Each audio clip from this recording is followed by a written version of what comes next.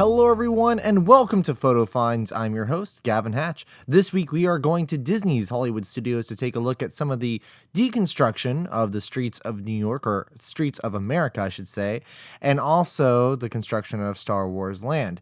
Then we are also taking a look in the Muppets area and checking out the new pizza restaurant that recently opened. I haven't got the chance to go there in quite some time, so it was a pretty nice trip being able to just walk through the park and see what's going on. But let's start in the front of the park over by the Frozen Sing-Along attraction. Now over here, there's a construction wall that's been here since September, and this used to be the Academy of Television Arts and Sciences Hall of Fame, which featured busts of all kinds of different television stars such as Lucille Ball, B. Arthur, Betty White, Bob Newhart, Mary Tyler Moore, Oprah, Barbara Walters, and Walt Disney. Now, of course, representation of Bill Cosby was removed last year in the wake of all the allegations that was going on, but these busts will be returned to, if they haven't already been returned to the Academy of Television Arts and Sciences, and they're just going to go back to them, and this area will be completely flattened for something else that has nothing to do with that. So it's not like they're remodeling. It's going to be probably more food or merchandise locations, I should say. So it's kind of sad to see it go. I'm not surprised it's gone though, because it really, this park is going through some major changes. They are changing its focus. The theme is changing, and over the next 5 to 10 years, maybe even longer than that, who knows, but hopefully not longer than that, this park will be transformed into something different. It's definitely going through a retheming phase right now. It's sad because this was at one time my favorite park. But this is definitely just another step in that new direction that they are taking at Disney's Hollywood Studios. Who knows if it's even going to be called that in 10 years. Disney's California Adventure, we know, within the past 5 years, definitely went through a major retheming. And just everything was changed around for the better. That park is beautiful. And I just hope that this park does the same thing with the drastic changes they plan on implementing. And to continue and talk about changes in this park, obviously, the big thing that everyone, especially all the big fans of this park and the people that have worked here, it's really hard to kind of walk in the back now, because we are seeing that a big chunk of this park is now completely leveled and it's nothing but dirt. It's sad. So seeing the streets of America and the back lot and the Lights, Motors, Action, Stunt Show Theater, or Amphitheater, whatever you want to call it, that's completely gone. The Honey, I Shrunk the Kids playground area is completely gone, and it's kind of hard to get some good shots. But just looking at this, you can see that there's no longer a facade. The back of the facade over by the Star Tours attractions, where you used to be able to see the outline of the skyline of New York. And you'd be able to walk around the corner there and be in front of it and get some really cool photos, especially during the Osborne Spectacle of Dancing Lights. I was surprised, though, to see that it looks like there's 2 buildings still left, 2 facades that have not been completely demolished just yet, but that's pretty much it. And also a kind of like a brick archway that used to go through from the Muppets courtyard area into the streets of New York, streets of America. So it's not much left, and the construction walls are up. They're obviously openly advertising what's to come, which is going to be the Star Wars Land expansion, which is going to be a huge thing, but not a whole lot of details out on that just yet. But it's very weird being over here. Now, something that, because of this construction going on, it has affected some other areas of the park that are still accessible to guests, such as the Muppets Courtyard. So there usually is this beautiful, I love it, this really cool water display, water fountain here with Miss Piggy and all kinds of different Muppet characters, and they spin around, and it's just really, it's something I grew up with, coming to the park and seeing, and it was just really cool to see. And now it's dried out. The Miss Piggy statue is still there, but it is just plants. It's just a planter now, because I'm pretty sure that and I've heard this from other sources, that the pipelines, the filter, or bring that water in, it goes through with the construction site. So they had to shut off that water to be able to go ahead and tear down what they need to tear down. So I hope that sooner than later we will get water going back to this area. If they're going to keep the Muppets Courtyard, I hope they do, and get this water fountain back up, because right now it's just kind of depressing to see part of it still there, but they just filled in dirt and put plants there, and it's not the same, that's for sure. Now, while I was over in the Muppets area, they do have at the exit of the Muppets 3D attraction to your right on the construction wall where you used to do Phineas and Ferb meet and greets, they have the map of the updated map of Disney's Hollywood Studios, and it does look a little different. It's kind of interesting taking a look of how they just, in true Disney fashion, just act like nothing has ever been back here in the back of the park. So you can see there have been some changes there on the maps, not only back in the New York section, but then also over by the Pixar Place area. So one of the main things we went to Disney's Hollywood Studios for that day was to check out PizzaRizzo, which is the newest restaurant in the park. It replaced Pizza Planet, and I was never a fan of Pizza Planet. It just never appealed to me. The menu didn't look too appetizing, but because I eat pizza a lot away from the theme parks, so when I'm inside the parks, I like to try unique items that you can only get there. So pizza never really appealed to me, but I did have it that day when we were there, enjoying that restaurant, the new restaurant, and it was really good. I was surprised that it was better. It was better than I expected, that's for sure, for theme park food and for a pizza. And it filled you up. It comes with a Caesar salad. We got a cannoli, which was really delicious, and a great little dessert there. The outside of the restaurant's great.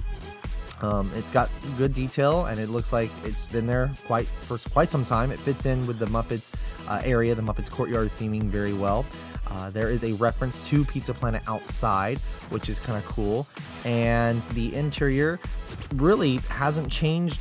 It wasn't a drastic refurb, that's for sure. They did not do a whole lot inside. They added a lot more upstairs seating, and there's no more games or arcade stuff. It's strictly just like you have downstairs and upstairs, plenty of seats. It was not packed, even though when you're ordering your food, it looked like it was going to be busy and you probably would have an issue getting a seat, but we didn't have an issue. There was plenty of empty seats, as you can see here, and the theming is good. It's a Muppets themed restaurant, but there isn't really it's not overly themed. It's not in your face. It's not tacky. I mean, I'm real. Disney can get pretty tacky, and it's annoying, but here it wasn't. Now, a lot of Muppets fans and a lot of people that come to the parks a lot are kind of disappointed. I've heard online that people wish that there was more detail to it, more theming, but I was happy with it. It's kind of got a mixture of, there's Muppets theming, and there's also theming to just New York in general. And I really like the details of how they had like playbills of shows that don't exist, but they took titles of real shows, Broadway shows, and just changed the titles and themed it to rats, because obviously Rizzo. And even like they made fun of the spoof on the Spice Girls, so it's the Mice Girls, and it's neat. It's a really cute restaurant. The upstairs is where we had our lunch, and while we were up there, we noticed that they had a room that you can go into, which was a bit quieter, but it did play completely different music, and it was a banquet hall. And it is kind of funny because it's set up to look like you're at a wedding, and there was a wedding reception going on. So they had a disco ball, they had all this different lighting going on, they had, again, different music playing, music you'd hear, a DJ playing at a wedding, and it was funny. I like that. That was a really cool little thing. We didn't eat in there though, because it's not as open. But there's also, if you are looking to go outside, in this time of year, the weather's getting better. Outside, they have a lot of new seating out there. They have an upstairs outdoor seating area, and they have a downstairs. There's multiple stairs inside and outside to go down and up to access all the areas, so you don't have to have a lot of people going in one stairwell. Now let's take a look at this menu. I like the menus at Disney quick service locations because there's not a whole lot to choose from, which makes the process go by a lot faster, and it's a lot easier to make a selection. It's not too detailed. They have all kinds of different options for vegans, so it's cool that they do have different options for everyone. And I thought this was so cute on the menu. If you don't see it on the menu, neither will we. I thought that was great. It's all theming. That's part of the theming, but I thought that was really cute and pretty funny. But yeah, overall, this is a really great addition to the park. I think it is way better than Pizza Planet. and it fits in a lot better over here, obviously, just because you have the Muppets Courtyard, and then the Toy Story ride was on the other side of the park, so it didn't make sense for Pizza Planet to be over here. But I'm sure we'll see some form of Pizza Planet return. I'm sure it's Toy Story, come on, it's a huge franchise, so I don't think we've seen the last of that, but this is a great addition here. And I was telling Patrick while we were having lunch here, I think personally that the reason why they might not have gone all out with the theming of putting Muppets everywhere is because since they didn't put a whole lot of it, I can see them being able to shut this down for a few days and truly just re-theme it real quick to have it be a generic New York style pizza restaurant and not have a Muppets themes, which tells me maybe they did that for a reason. Maybe the Muppets Courtyard and all this will be gone sooner than later, and when that comes they won't have to do a whole lot to this restaurant itself.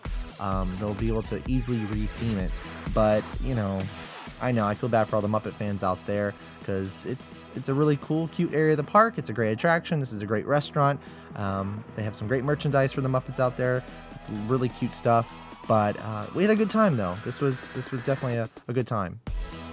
Now before we left, we went over to the Muppet 3D attraction. I have not been on this attraction, or through this attraction I should say, in quite some time. It had been a while, and we got in there 2 minutes before the doors opened, so we didn't spend a lot of time watching the pre-show or even being in that pre-show room.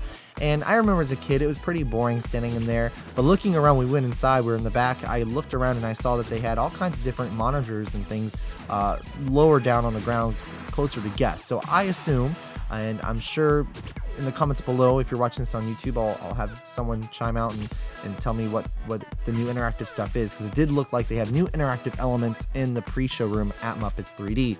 I thought this was really cute though. Above the screen, or above the audience I should say, on the screen, they have this, I'm sure again this probably is interactive before the show begins, but they had all the slideshow of all these parodies of, or spoofs of movie posters of Disney films. So you have like Herbie Goes Unhinged, and you have the Absent-Minded Professor Honeydew, and you have Pirates of the Amphibian at Wit's End.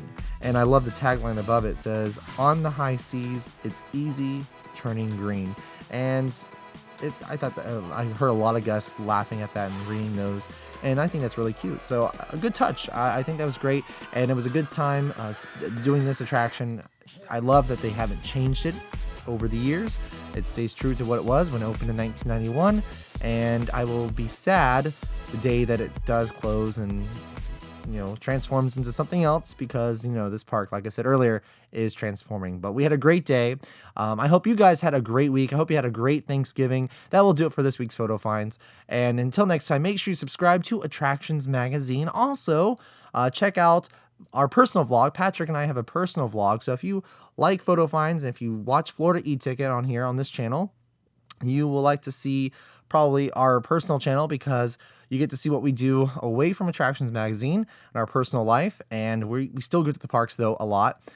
So check that out. It's Gavin and Patrick. It's here on YouTube. Subscribe to that. Watch our videos. We do them on Mondays. We were doing them for a while. We stopped, took a 3-month break, and we are back. So check that out as well. Until next time, you guys, make sure you get out, you have fun, and you enjoy those parks.